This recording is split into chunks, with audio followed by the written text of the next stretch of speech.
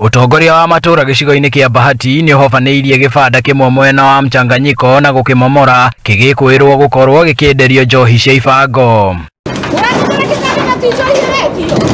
Kuringana na mwene gibanda kiu Miri Wambui augite ati akoretwo amomoreirwo gibanda kiu maita matatu no rita riri aragiakite weru niguo kwambiriria biashara ingi. Nilikuwa nimeweka kilabu akachomaga nikawachanaga naye. Ninaomba nipewe barua kwingine.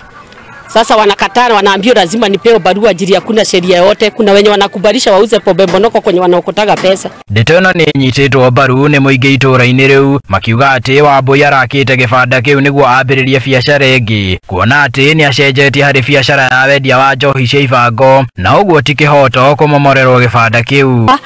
Huyu Wambui yenyewe alikuwa muuzaji pombe na alikuwa brewery, lakini alirudi akawacha.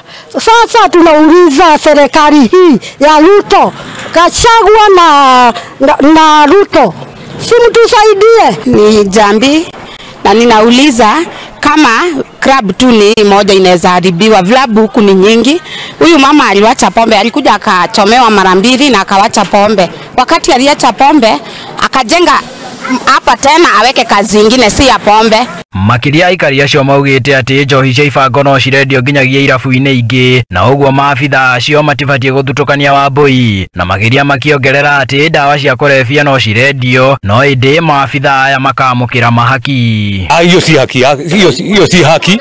Pombe ziko, ukianzia hapa uende hizo barabara yote hivyo utakuta mahali wanauza pombe hizo, pombe bonoko kwenye wanokota pesa. Vilabu zote zibomolewe na zimalizwe, lakini si mtu mmoja aonewe. Tunauliza ana right ya kuweka kazi nyingine. Andu-ini ha Muthingi TV, ritwa riakwa ni Chege wa Wanjohi. Haya, na riboti ni ya muthia ni ati ndorere cia Laikipia rũgongo ikoretwo ikigia